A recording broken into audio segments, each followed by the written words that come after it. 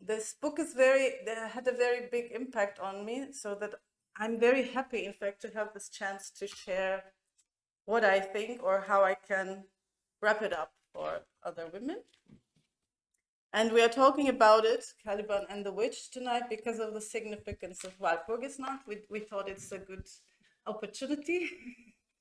And that's why I wanted to tell a little bit about it. Most may know, and anyway. And originally, Walpurgisnacht was a pagan spring festival, and it was a celebration of fertility, new life, and the transition from winter to summer. Bonfires were lit, and people gathered to welcome the coming abundance of the warmer months. During the Christianization of Europe, people didn't simply abandon their old beliefs. Instead, the church absorbed them and reworked existing traditions, often replacing pagan deities with saints. And as patriarchal and Abrahamic systems took hold, the powerful goddesses, the female figures of the old religions, were slowly replaced by male figures or a single male god, as we know. But this was not easy, in fact, because people were used to it. And female saints like Walpurga preserved some of the older roles. She was associated with healing, harvest, and fertility, depicted here also holding a stalk of wheat, just like some other ancient goddesses, Demeter, Ceres, or Nisaba. In this way, Walpurgisnacht became associated with Saint Walpurga, an 8th century missionary nun, in fact, and in the Christianized version, this night became one of the protection against witches and evil forces. It was believed that witches gathered on mountaintops to celebrate their Sabbath on this night. However, this fearful image of witches did not come from out of nowhere. It is deeply tied to the history of persecution against women, especially in early modern Europe. The witch hunts were not just isolated incidents of superstition, as many think so. They were a systematic campaign, like a war against women's autonomy, knowledge, and power. Witches were often midwives, healers, and older women, those who held medical, reproductive, and spiritual knowledge outside the control of church and state. As feminists began to analyze history in the 20th century, they recognized the witch hunts as a key moment of women's oppression. And some second-wave feminists, as we know, celebrated it as a way to reclaim the idea of witches, kind of like turning this old image of the evil witch and the massive historical persecution of women into something empowering. It was also tied to taking back the night and standing up against male violence. In fact, these sometimes still happen today, I think this year also, but it feels like the connection to witch hunts was strong back then at the beginning, not anymore so much. And this is from, if we could have seen, there was a video here from,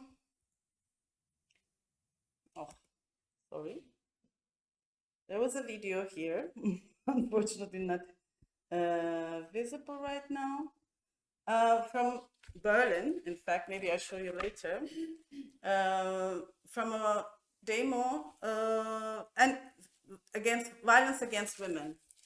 And it was triggered by two women on the street, murders of two women on the street at night. These murders never were solved, but many women got out to the streets and make this Walpurgisnacht demos. And some of you may also remember them and discuss with us or tell us about them also from other cities in the discussion.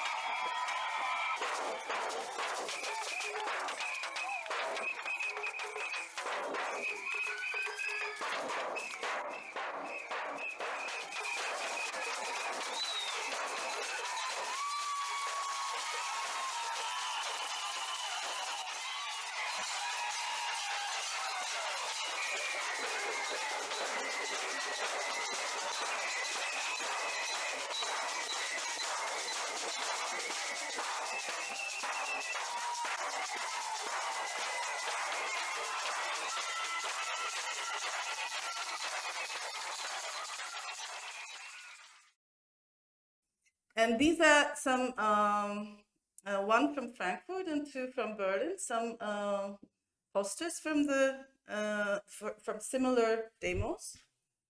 And actually the whole idea of the reclaiming the witch wasn't just, not something just happened in Germany or only around Walpurgisnacht. From what I found, one of the first big witch-themed feminist protests in Europe happened in Rome on 8th of March in 1972. And even Jane Fonda was there. The slogan was, "Tremble, tremble, the witches are back," which kind of says it all.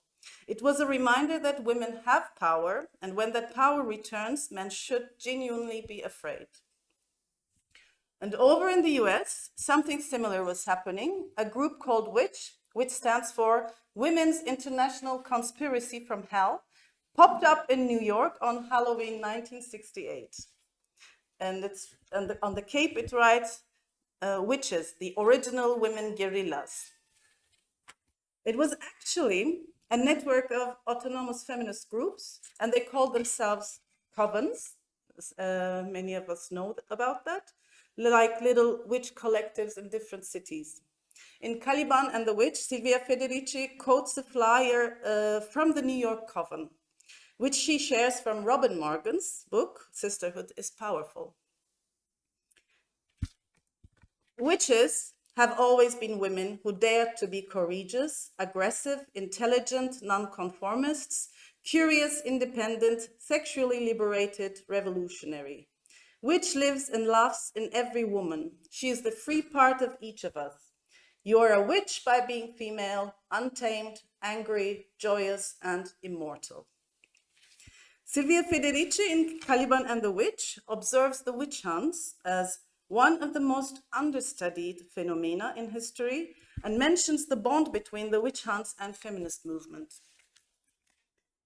She says that it was only in the wake of the feminist movement that the witch hunt emerged from the underground, to which it had been confined, thanks to the feminists' identification with the witches, who were soon adopted as a symbol of female revolt. Feminists were quick to recognize that hundreds of thousands of women could not have been massacred and subjected to the cruelest torture unless they posed a challenge to the power structure. They also realized that such a war against women, carried out over a period of at least 2 centuries, was a turning point in the history of women in Europe. The original sin, it was, in the process of social degradation that women suffered with the advent of capitalism. Therefore, to which we must continually return if we are to understand the misogyny that still characterizes institutional practice and male-female relations. What Federici shows is this: if so many women were hunted, tortured, and killed over centuries, it wasn't random. These women must have been seen as a real threat to the power structure. And when something that brutal happens for that long, it leaves a legacy. It doesn't just disappear. It helped create the idea of women as dangerous, evil, or needing to be controlled, an idea that still lingers today. So when we see misogyny in institutions or social attitudes, it makes sense to trace it back to the witch hunts. Speaking from my own experience, growing up in Turkey, I noticed that older women there often gain more respect and authority as they age. But when I moved to Germany, I know that it's quite a subjective comment, but I was struck by how differently older women are seen, often with dismissal or even disgust. Honestly, I don't think it's an exaggeration so much to say that this feeling could still be tied to the legacy of the witch hunts. The deep-rooted fear and hatred of older women didn't vanish. It morphed and carried on through generations. And Caliban and the Witch is Silvia Federici's most famous book, among many others. She's a really inspiring feminist, at least for me. She's originally from Italy, but has been living in the US for a long time. Politically, she comes from an autonomous Marxist background, which means like she's not an orthodox Marxist. She doesn't believe the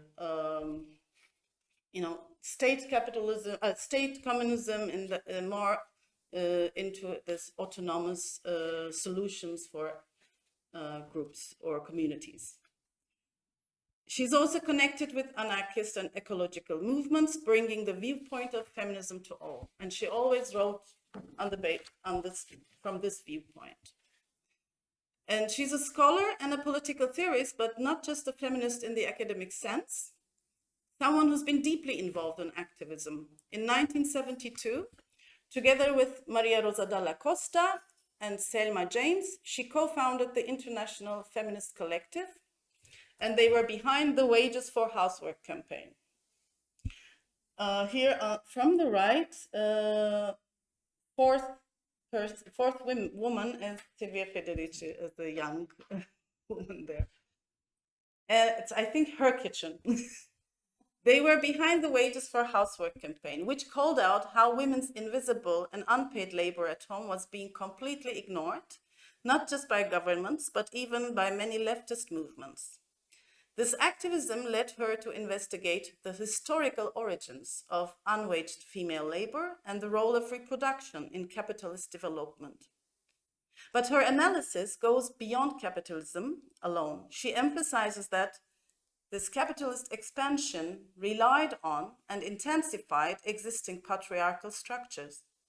It was, of course, not invented by capitalism, but capitalism reconfigured patriarchy and weaponized it to serve its needs. As a result, her activism around domestic labor has become a red thread running through her life's work, explored in even deeper ways over the years.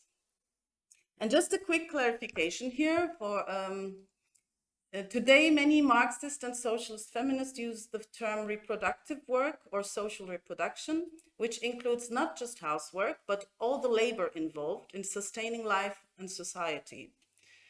Many people first think of childbirth when the word comes up, but it goes actually, it means a bit wider. Just wanted to note that before we move on, because when I use in this context, in this presentation, reproductive work, reproduction or social reproduction, it will mean any activity done to sustain life. Some feminists also call it subsistence or sustenance. And let's go on with the book. And haven't feminists written about the witch hunts? They did, and Federici also acknowledges and uses their inputs in her work, from Maria Mies to Caroline Merchant and others. She engages with three major areas of thought in this book and talks to the feminist, Foucauldian, and the Marxist through her focus on women, the body, the discipline of the body, and primitive accumulation. I will tell a little bit about the latter, the second and the third, but first I want to give an information about what she says about other feminists. And she engaged with many kinds of feminists, critically and also approvingly, and in my opinion gives a lot of food for thought on several controversial areas that she touches also. She says that even her motivation to research the lives of women during the so-called transition from feudalism to capitalism, it was inspired by feminist debates on the roots of women's oppression. She found that in the 70s, that two main feminist perspectives of the time were both missing something. For her, radical feminists focused on the deep cultural and historical roots of patriarchy, but often overlooked class and labor relations in the society that we live in. And socialist feminists, on the other hand, linked women's oppression to broader systems of economic exploitation, but mostly concentrated on how women were excluded from capitalist development, not how they were actively used and reshaped by it. This meant they often ignored the sphere of reproduction in the way that she does. And she argues this wasn't a side issue. Reproductive labor was central to capitalism's rise. By focusing on how women's work at home was devalued, disciplined, and made invisible, she bridges the gap between cultural and class-based feminist theories. And of course, these viewpoints both are also have developed in time, but this is maybe another discussion topic. In the book, she delves into other topics that create conflicts between feminists. For instance, she notes that postmodern feminists, who have long argued for disposing of women as a category of analysis. She pushes back on this idea. She argues that sex roles are reconstructed in capitalist society and have been shaped to mask reproductive labor behind the idea of biological destiny. Then femininity is not about just a cultural identity, but a role created to serve specific work functions, she says. She asks, has the sexual division of labor that created those roles actually been overcome? Her answer is no, especially when we look at how reproductive labor is still organized today. So this femininity is created and belonging to the woman serving for the man, very simply put. And so the category of women remains necessary for us for understanding and challenging these structures. But at the same time, as she put it in an interview, she says it's not a biological category. It's a social, political, and historical category. If you cannot name your condition, then you can't make certain kinds of struggle. When I think of woman, I place myself in a history and in particular forms of struggle that women across the world are continuing to this day. For some, these two statements may seem contradictory, but I believe when you see women not simply as an identity, but a historically oppressed group, this conclusion is easier to grasp. Plus, she puts the importance of the female body in this history so eloquently that, despite her critiques to radical feminism, she has inspired women like me to shift more to the radical feminist tradition than the socialist one. I can say this opened my eyes to how central the female body really is to understand our struggles and how deeply disconnected many of us have become from our own bodies, our sexuality, and from each other. And to explain what Federici did in the book, it is also worthwhile to remember Gerda Lerner's book, The Creation of Patriarchy. She had argued that patriarchy had nothing to do with a natural process. It didn't emerge from biological or psychological reasons. It was not an inevitable outcome of human nature.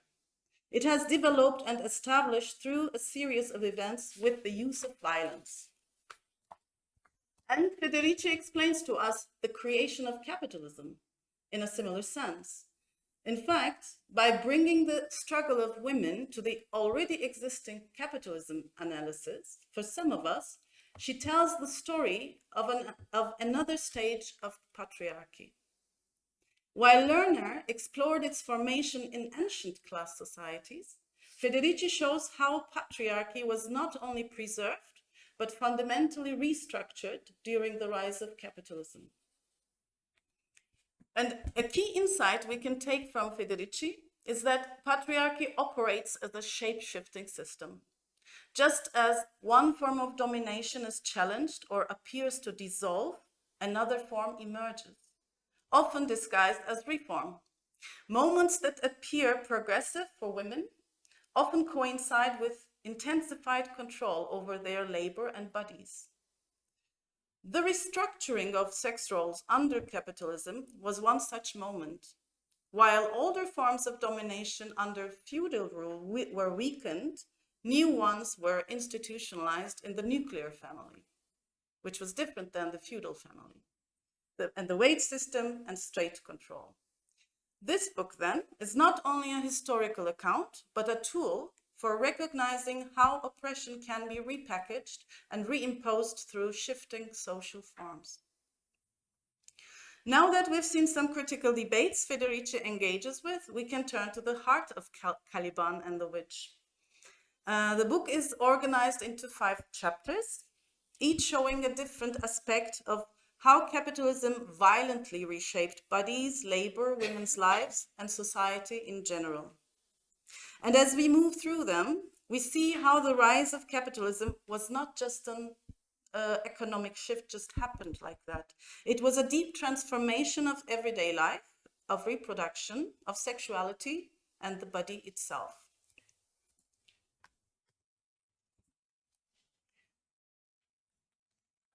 The common understanding of feudalism that it was a horror for women, and getting out of that era brought a better life. Federici agrees with the fact that social conditions of people under the rule of the feudal lords were unbearable and also patriarchal already.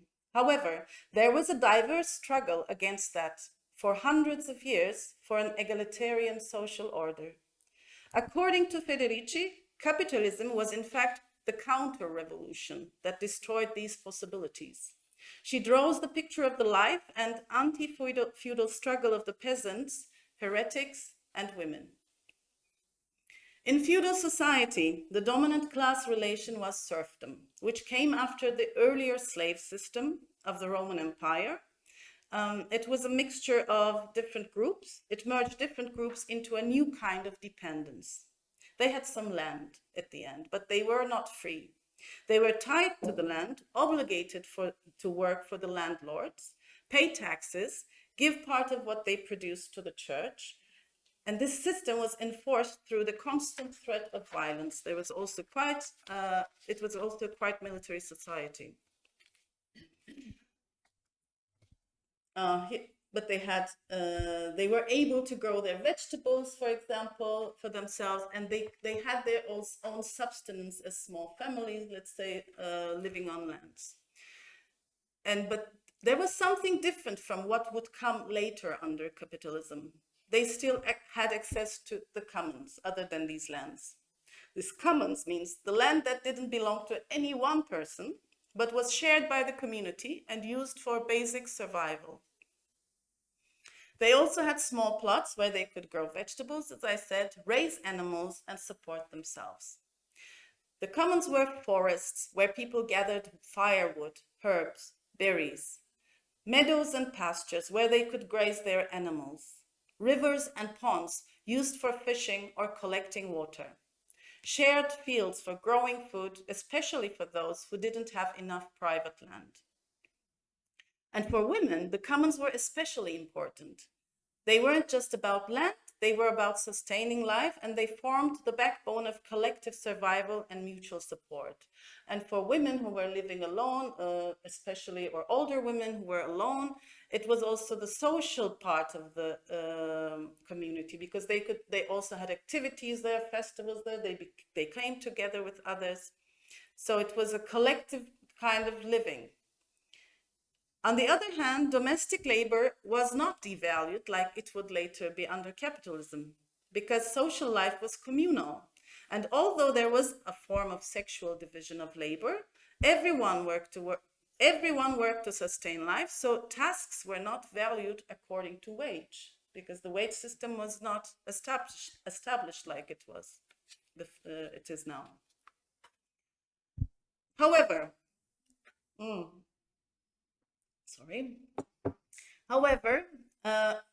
it was not heaven. Medieval villages were also spaces of daily conflict. Serfs resisted the heavy burdens placed on them, especially forced labor, taxes, and restrictions on the commons. They fought through both legal challenges and everyday acts of defiance, like working slowly, skipping duties, or claiming they were free.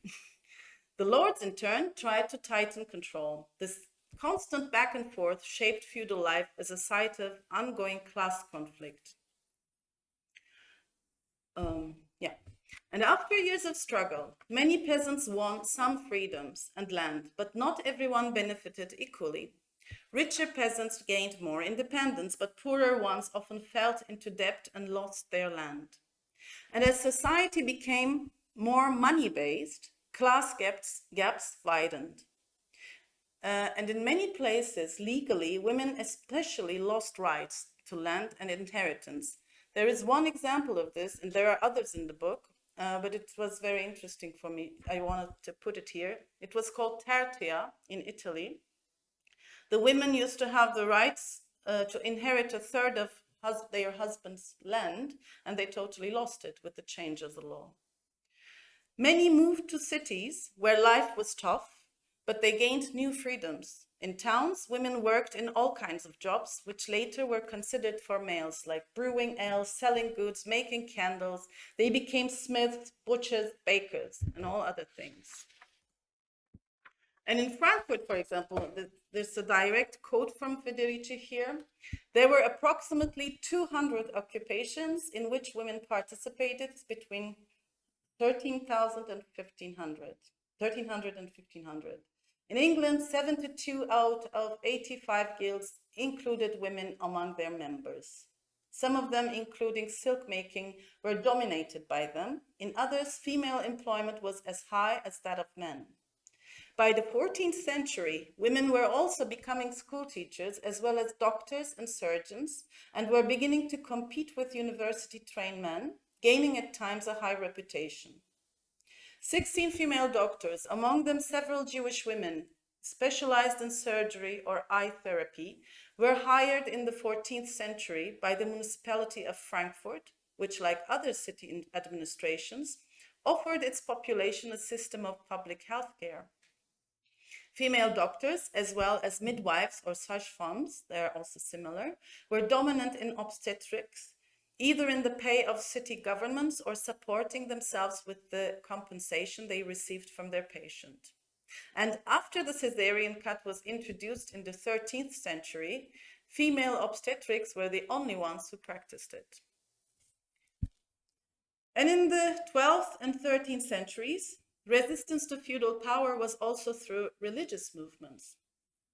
Millenarian groups believed the world was ending soon and dreamed of a better, more equal society. These were short and chaotic uprisings. More lasting and organized were the heretical movements, which openly criticized the church's wealth and power. They promoted equality. They were different groups, but that in general they can be explained like that, I guess. They promoted equality, shared property, and a simpler way of life. And one example of these were Beguines, who gave their name to Begine, where we are now. They were women-only communities where women lived together without marrying or joining convents. They worked to support themselves and lived independently, outside male control and church rules. Overall, in heretical movements, women played a major role. They could preach, lead, and live independently. Some practiced contraceptive methods and rejected forced marriage and church control. And because of this, women were central in both the hope and the fear these movements inspired. Heretics were heavily persecuted, but they sparked a powerful challenge to the feudal world. And in the early Middle Ages, the church began to tightly control sexuality, especially women's. It saw female sexual power as dangerous and treated holiness as something that meant avoiding women, out of women. And sexuality was tightly regulated through penitentials, these manuals that turned private life into something to be confessed, controlled, and judged. These explained exactly when and how sex could happen only in marriage and only in one way. And Silvia Federici points out that this was how the church created a new way of thinking about sexuality as something to regulate and control. By doing this, the church gained power over people's bodies and desires. but not everyone obeyed. Some heretical groups rejected these rules, saying God lived in everyone and following your own desires wasn't sinful. Female heretics were heavily targeted. Some were burned at the stake, walled into cells, or tortured. After the Black Death and the population decline, real population decline, by the way, the church sphere around sexuality and birth control increased, and accusations against heretical women became more focused on sexual crimes and grotesque rituals, things like worshipping animals, flying at night, and child sacrifice. This shift helped lay the groundwork for the later image of the witch, and importantly, the focus of persecution moved more and more toward women. By the late 15th century, what Federici sees as a counter-revolution had begun to crush workers' rebellions and peasants and divide the poor. One method was a brutal sexual politics that encouraged young men to attack poor women. In cities like Venice and across France, the authorities practically decriminalized the rape of women of the lower class. Rape of unmarried women had nearly no consequence. In French cities, gang rape of proletarian women became a common entertainment of young groups of men. Victims, often maids or washerwomen, lost their social standing and were forced into prostitution. This violence destroyed class solidarity, according to Federici, and prepared the ground for later witch hunts as misogyny became widespread and normalized. At the same time, state-run brothels were opened across Europe, sold as a way to calm rebellious men and prevent homosexuality, which after the Black Death was blamed for depopulation. Brothels were publicly financed and even tolerated by the church, which now saw prostitution as a lesser evil to protect family and social order. Okay, so it's the chapter 2. It talks about this primitive accumulation that is in the title of the book. And in this image that we will talk also a little bit about it shows the punishment of a prostitute, in fact. They're putting her in a cage and submerging into the water several times and then imprisoned for life. That was the punishment. And Federici digs into the heart of her thesis in this chapter. The birth of capitalism needed a restructured, controlled form of labor, and that meant restructuring women's lives. She talks about how women were excluded from paid labor and instead pushed into unpaid domestic roles, turning them into reproductive laborers. Women's bodies became sites of discipline, and motherhood became a function of the state even. And this is the chapter where Federici really shows how the new economic order was built on women's subjugation or compliance. She lays out her theory of primitive accumulation, where she thinks Marx was not enough. Primitive accumulation, as a definition, is the process by which early capitalism was able to get started by taking land, resources, and labor from people, often by force. It involved things like stealing common land from peasants, colonizing other countries, and using slavery. This created wealth for some and pushed others into working for wages. And it helped building the capitalist system. Federici offers a different perspective on Marx's idea of primitive accumulation, which he viewed mainly through the lens of the male wage worker, which we're not surprised, and the rise of commodity production. Federici shifts this focus to what was happening to women during that same period, especially around the reproduction of labor power. And what does that mean?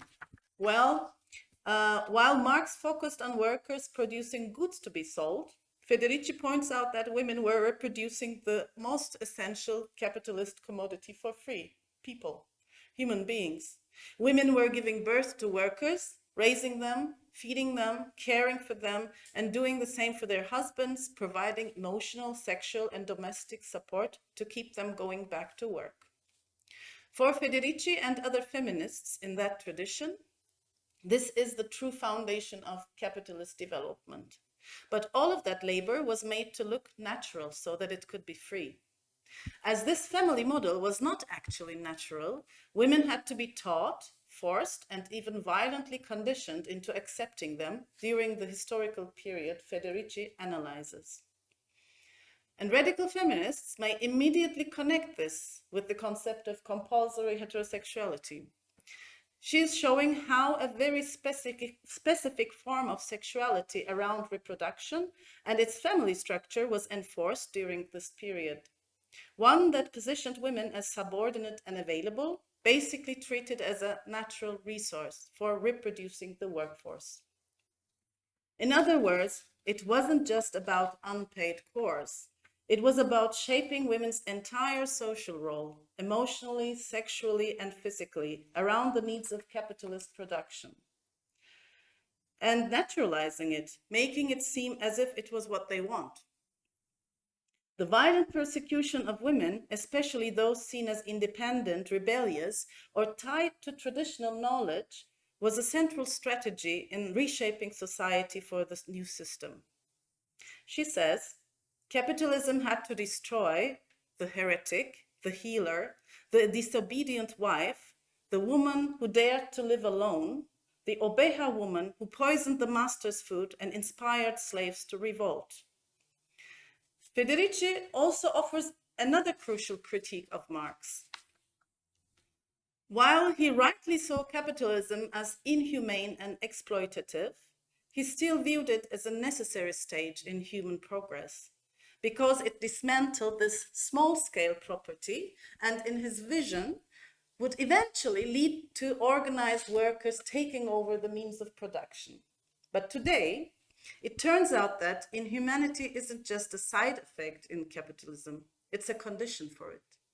And the industrialization that is embraced in this stage by Marxists is killing the planet fastly as a whole. Federici argues that if Marx had looked at this process through the eyes of women, he would have seen something very different. While men were gaining formal freedoms, moving from slavery to wage labor progressed, women's conditions were actually getting worse. And at the beginning of capitalism, massive violence was used to force people into work. Land was privatized, indigenous and African people were enslaved, and European peasants were pushed off their lands.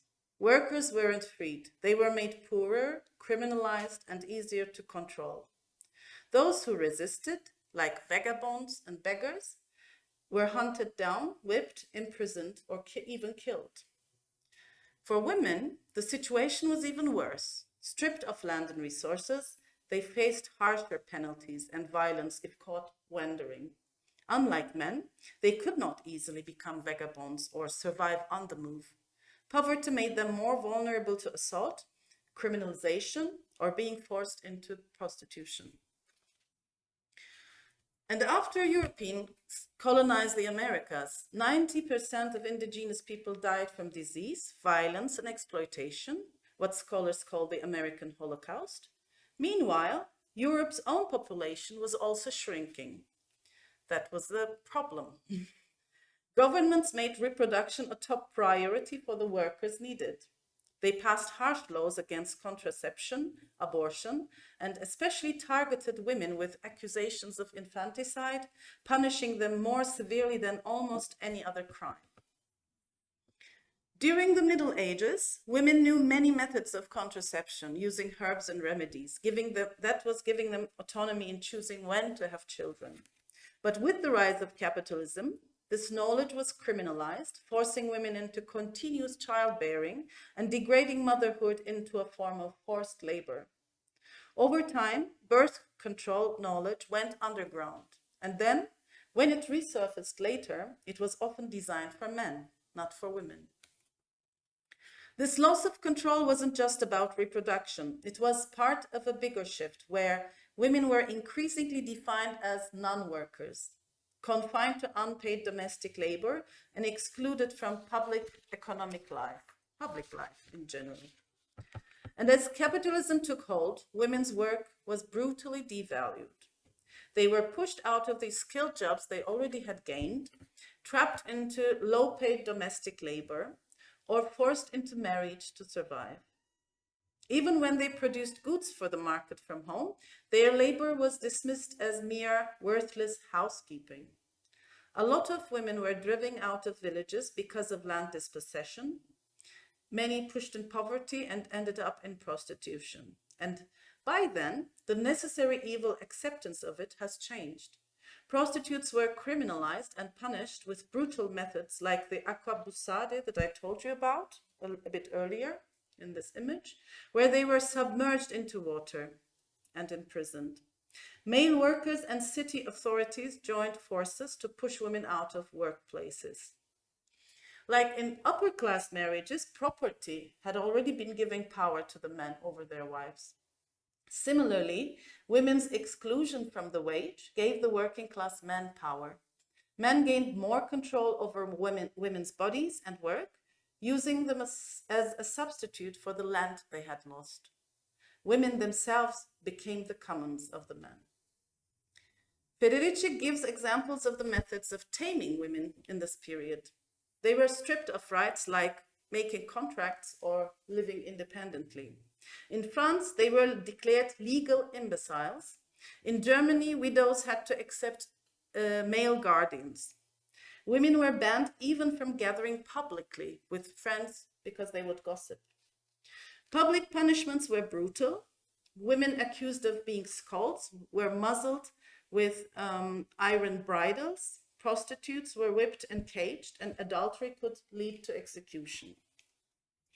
She makes also comparisons of methods used in Europe and the colonies or with the slavery. Like here, for example, on the left, a woman is, a scold is paraded through the community wearing the bridle. And it was also used for slaves by the European slave traders in Africa. And on the right, you can see an African woman branded like a cattle. So this was also in parallel with the idea of branding the witch in Europe. So there were always these similarities in between, and methods they used also in between and developed. As the other important ground for primitive accumulation, Federici draws parallels between colonized peoples and women in Europe. One of her key arguments is that sexism wasn't just something colonizers brought with them, it was something they actively enforced to serve the need of controlling the female population also there. Similar strategies were used also in the colonies by the authorities to make women totally dependent on men. In Peru and Mexico, women were forced to follow their husbands to mining camps, even when those places were deadly. They were turned into property of their husbands by law, just like it happened in Europe. And the Jesuits in Canada went even further. They taught indigenous men to beat their wives and children, insisting that this was what civilized societies do.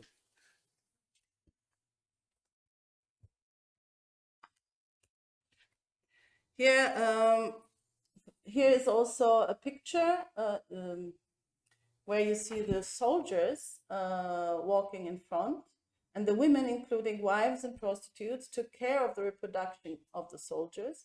And one woman is also even wearing a muzzling device. Maybe she said something bad before, I don't know why. And literature, religion, and law worked together to portray women as irrational, lustful, and dangerous, needing strict discipline. Plays like The Taming of the Shrew by Shakespeare celebrated the idea of taming rebellious women. At the same time, the witch hunts terrorized women across Europe, destroying traditional female knowledge and practices. Women were depicted as demonic beings and subjected to torture and execution. This campaign of terror reshaped women's social status, stripping them of power and independence. And by the 18th century, a new ideal woman emerged: obedient, modest, hardworking, and chaste, a complete reversal of the earlier stereotype. And in this chapter, the third chapter, The Great Caliban, this chapter focuses on how the developing capitalist system reshaped the concept of the body in general, especially in relation to work, discipline, and social control. Federici explains that before capitalism, people lived with a very different understanding of the world and their own bodies. Magic was part of their everyday life. It wasn't just superstition. It was a way of relating to nature, to other people, and to the body itself. People believed the world was alive, full of hidden forces and connections. Herbs, stars, bodies, land, all of it was linked. In this view, the body wasn't just a machine. It was something powerful, mysterious, and deeply connected to the cosmos. But capitalism needed workers who were predictable, disciplined, and fully controlled. Magic, with its belief in invisible powers and alternative ways of shaping reality, was seen as dangerous. Federici explains that magic offered hope and autonomy without work. If you could get what you needed through charms, blessings, or healing, why submit to wage labor? So part of capitalism's rise was a violent war on magic. She shows that capitalism could not rise without first reshaping how people understood their bodies and the world around them. Draws on Francis Bacon to show how nature, once seen as alive and interconnected, was reimagined as something to dominate and exploit, much like human labor. She also brings in Descartes, who separated mind from the body, helped justify the kind of strict self-discipline that capitalism demanded. And through Hobbes, she highlights how the fear of human passions led to calls for strong external control by the state. Federici brings an important ecofeminist view here. She reminds Caroline Merchant in The Death of Nature, arguing that the rise of modern science itself helped fuel the witch hunt. She points to how early scientific thinkers like Bacon, reimagined nature as a wild, chaotic force that needed to be conquered, not nurtured. Bacon even described science in language disturbingly similar to witch interrogations, casting nature as a woman to be unveiled, tortured, and raped. According to Merchant, the woman as witch symbolized everything the new science feared: disorder, resistance, and connection to a living world. Federici values this perspective for linking witch hunts to the domination of both women and the environment, but she also cautions that this mechanistic turn doesn't fully explain it. Earlier worldviews weren't free of male domination and violence either. They allowed for slavery and heretic burning. For Federici, the witch hunt was less a clean break with the past and more a messy mix of medieval fears, new bureaucracies, and rising capitalist needs. This mechanization, though, she says, of human beings was the first true machine of capitalism, even before steam engines and factories. She also explores how these changes affected men and women differently. While men's bodies were absorbed into wage labor, women's bodies were increasingly defined by their reproductive roles. For Federici, this critique was also absent in Marxist theory. Some radical and ecofeminists of today also draw on this issue heavily because the mechanization process during capitalism has not stopped but developed in time. We now have entire industries built around managing women's bodies: reproductive tech, fertility clinics, surrogacy markets, beauty and wellness industries, all shaping how women should perform their roles in work, family, and society. Even the pressure to always be productive, even when pregnant or postpartum, echoes that same logic of using bodies as tools for capitalism. as she herself stresses, the conquest of the female body is still a precondition for the accumulation of labor and wealth, as demonstrated by the institutional investment in the development of new reproductive technologies that, more than ever, reduce women to worms. I missed that part before, and this was also this illustration of the older version, like a man, a human, of course, also illustrated as man, linked to the world, linked to the earth. But the newer mechanical conception of the body is showing in an engraving, showing a peasant like a machine of all these tools and farming gadgets, let's say. And the Great Witch Hunt in Europe, the next chapter. Federici shows that the witch hunt targeted women precisely because they were central to traditional forms of social life. Healers, midwives, keepers of communal knowledge that stood in the way of capitalist work discipline.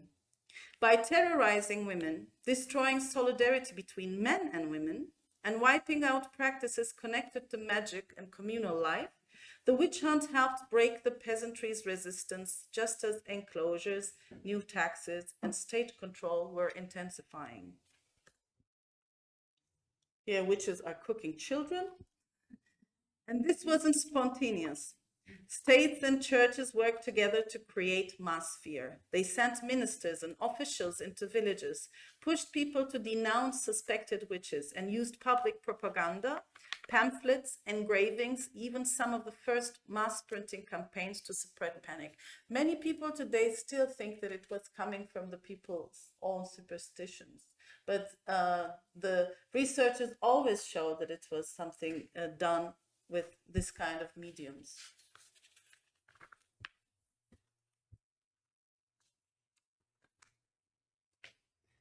Here's also flying witches are drawn. Philosophers and scientists of the time either justified or openly encouraged the persecution.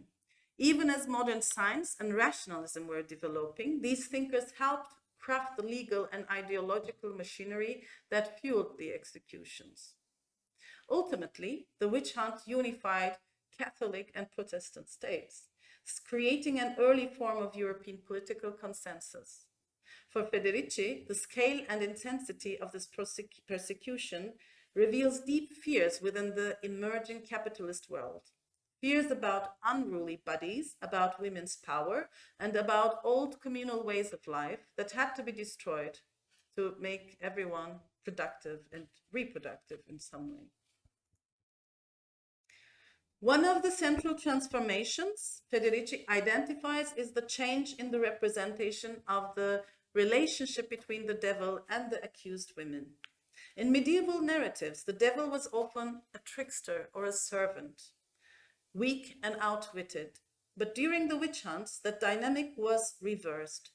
The devil became a powerful male figure, and the woman became his servant or sexual slave. This also reflected a new social order in which the woman's subjugation to male authority was symbolically and legally enforced. Federici likens it to a model of patriarchal marriage, in fact, with the devil as master and the witch as the submissive wife. Here also, devil is carrying away the soul of a woman. At the same time, women were portrayed as dangerous, sexually deviant, and aligned with the devil to justify their persecution. The witch figure became a projection of male anxiety and state power, used to discipline women's bodies and lives. Through accusations of causing impotence, seduction, and even penis theft, women's sexuality was turned into a site of fear. The witch hunt isolated women, destroyed collective bonds, and instilled terror that made wider resistance difficult. And speaking of disciplining the body, it's worth briefly noting how Federici critiques Michel Foucault, as also this title shows us. Foucault explored how power disciplines bodies.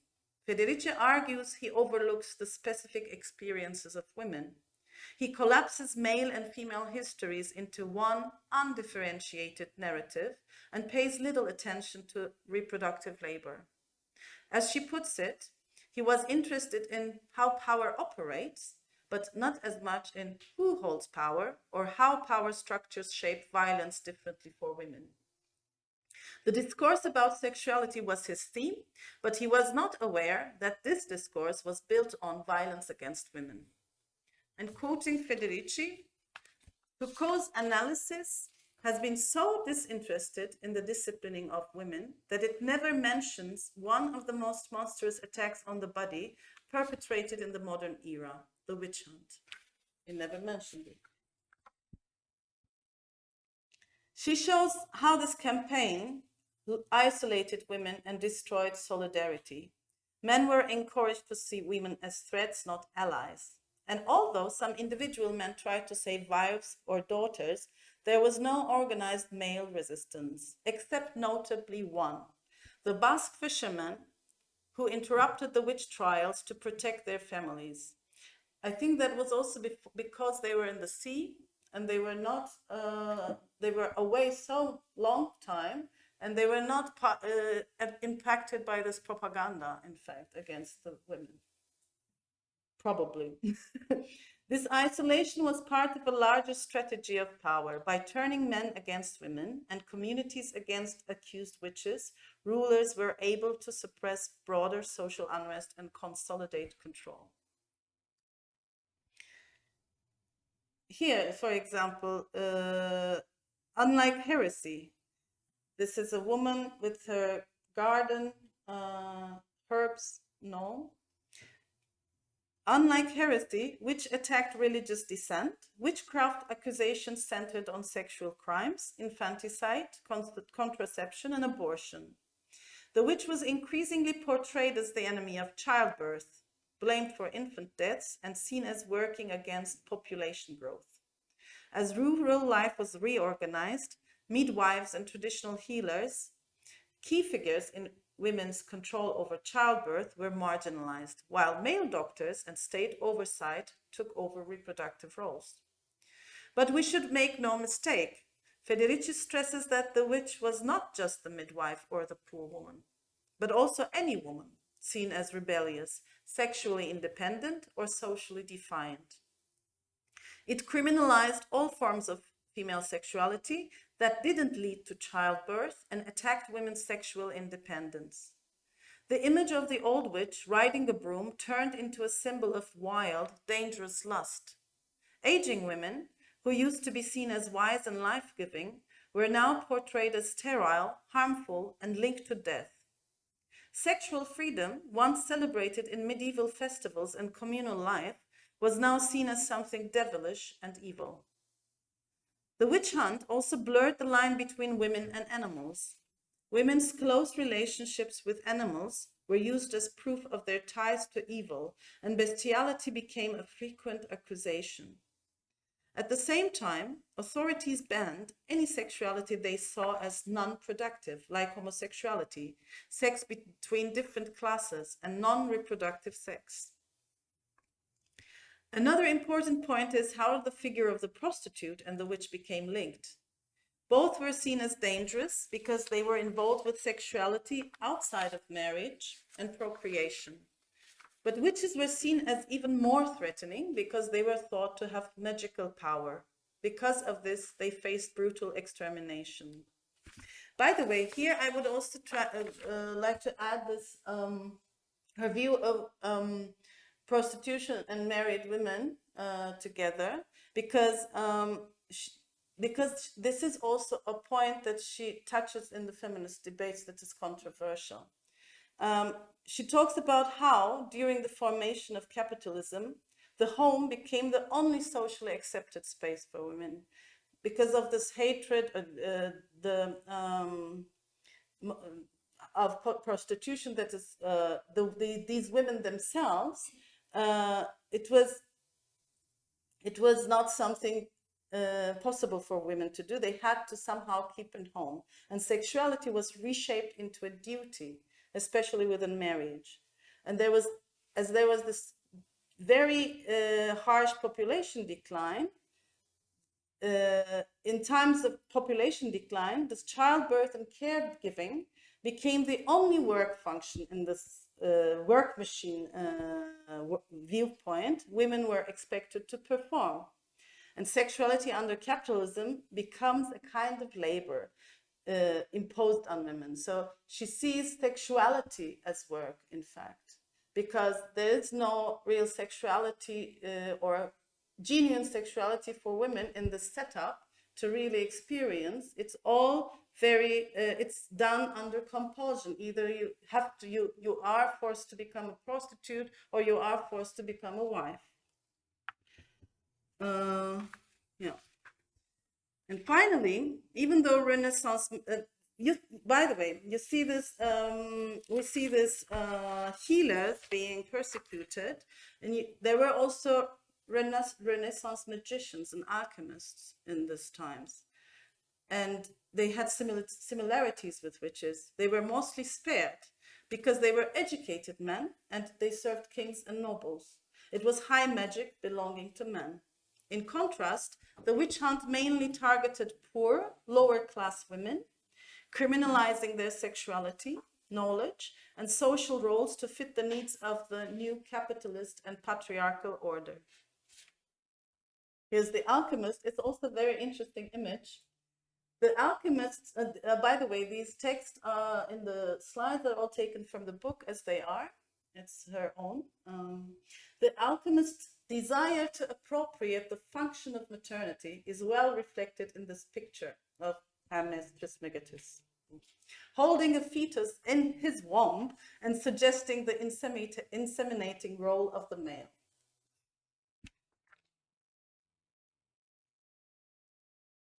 Yeah, and Federici argues that the typical European witch was closer to colonized indigenous people and enslaved Africans than to these Renaissance magicians.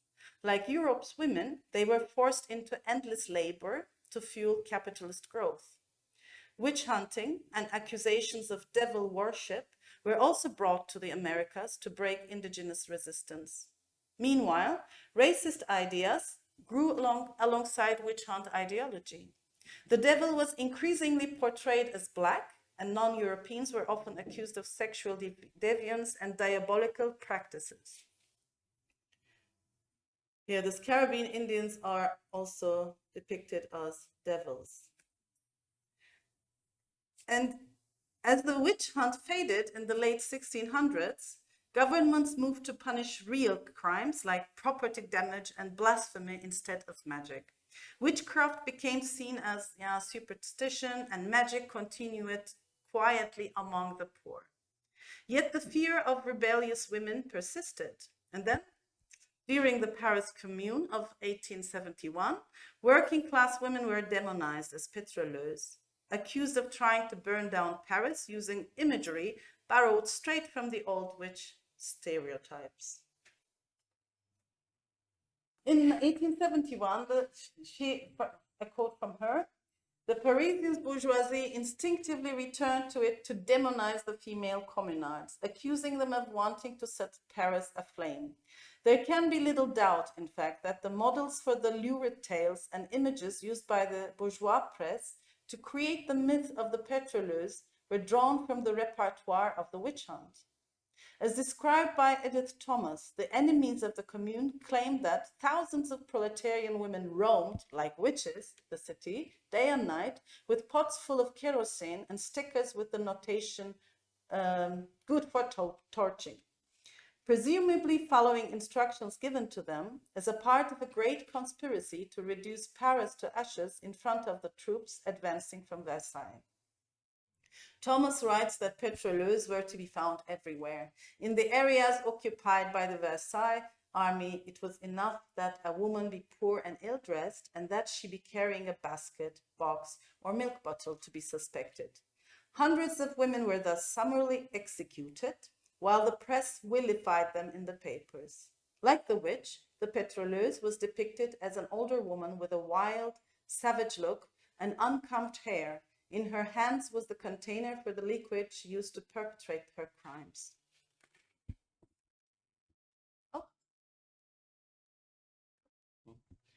and colonization and Christianization. Here you see the indigenous people pictured as cannibals. In the final part of Caliban and the Witch, Federici shows how colonization and Christianization were deeply connected to the witch hunts, both in Europe and in the Americas. She argues that the similar violent logic was used against indigenous people that had been used earlier against peasants and women in Europe to destroy communal life, demonize and dehumanize those resisting, and justify exploitation and mass killings. And colonizers portrayed indigenous people as devil worshippers, cannibals, and savages to rationalize brutal violence, just like witches had been demonized in Europe. Witch hunting wasn't only exported to the so-called New World, it adapted and evolved there. Women in particular, who had been central to indigenous religious healing and agricultural practices, were targeted. Many were persecuted as witches, healers, or leaders of resistance. Across today's Mexico, Peru, the Caribbean, and North America, women fought back, preserving old religions, leading rebellions, and building new survival networks, even under terror. Federici also reminds us that sexism and racism is needed to divide, conquer, and extract labor which capitalism needs.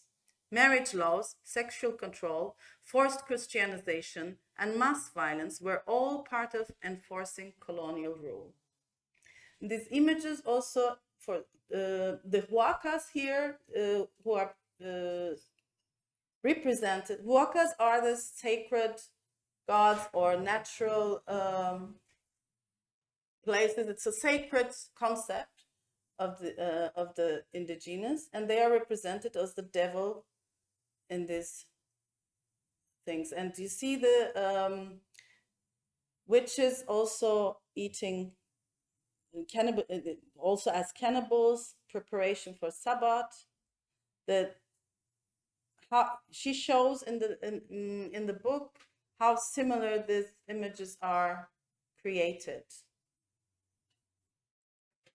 And in fact, this is also very interesting.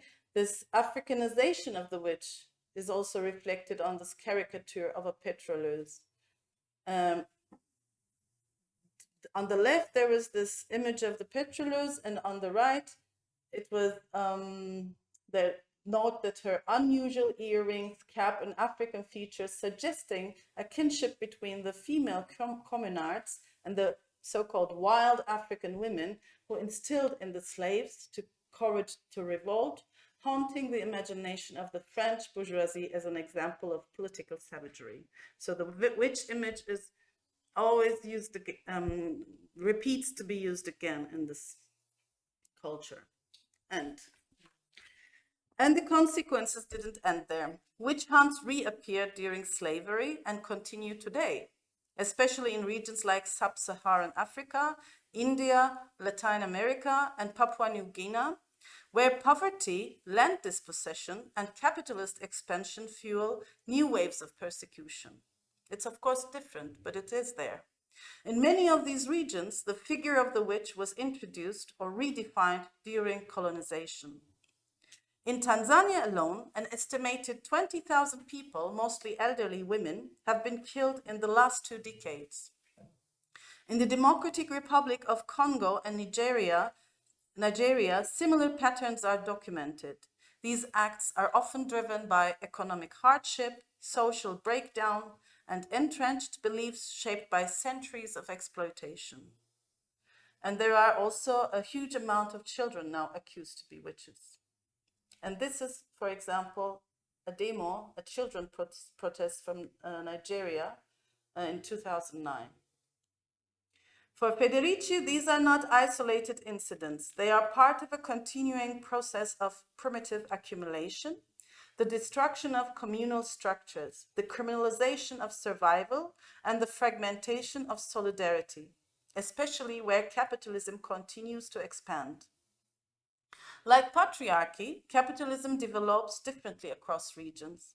but the underlying logics often remain the same. For her, today, instead of conquistadors, we have the World Bank and IMF imposing economic reforms that result in austerity, land privatization, and the loss of commons. Federici also reminds us that the disciplining of women's bodies hasn't ended, it's evolved. As we said before, she reminded before, this modern reproductive technologies, surrogacy, egg harvesting, and fertility biotechnology are sold as progress, but continue the same logic of extraction and control. Women's bodies remain treated as natural resources to be regulated, instrumentalized, and profited from. At the end, I want to also, these are also from some demos. One is from Ghana, one is from Nigeria. In the world, especially in Africa, it's a big problem we don't hear so much about. There are documentaries you can find in the internet. There are a lot of campaigns against witch hunting, different in every country. It is really interesting to see, I mean, how people, I mean, also men, because it says it's still mostly women, but a lot of children and old men are also accused right now because of mostly for land, or for the loss of land. And yeah, I would like to, I have a short video from Federici, show a short video of Federici, in which she talks about how can I say, the denaturalization of femininity, sex and gender, and magic. And the denaturalizing femininity, you know, very important, which has to do with the models of femininity, the capitalism through history has imposed, right? Which is not to say that now we have to say that there's no such a thing as women and men. You know, I think recently I was in a discussion, and there were some youth was asking me, you know, when women and men were invented in Africa, and I said, well, you know, actually there were women's crop and men's crop long before the colonial people arrived. And there were actually, in some cases, there were even women's languages and men's languages. So let's be careful. Maybe we're talking about model, but let's not throw away everything. Yeah. So that I think is very important. And here, I want to mention Maria Mies, the work of Maria Mies, you know, who died, this big loss, because she was very powerfully insisting, and she was very critical, you know, of the separation between sex and gender, very powerfully insisting that, you know, human beings are not, you know, for example, the separation of sex and gender presumes that there is a biology reality but she's saying we always experience every aspect of our body through a filter of cultural signification. So we never experience biology, you know, which is this kind of mechanical, this machine that presumably determines us, you know, in the Freudian conception. She's saying, no, there's no such a thing like that, because at all time, the encounter with our bodies has always been an encounter that is cultural, that is mediated through meaning, is mediated through practices. And so in that sense, the naturalization does not mean like throwing away the idea that they are women, throwing away the idea that there are differences. Magic, to me, right, magia means a particular kind of knowledge, right? Magia is a particular kind of knowledge, and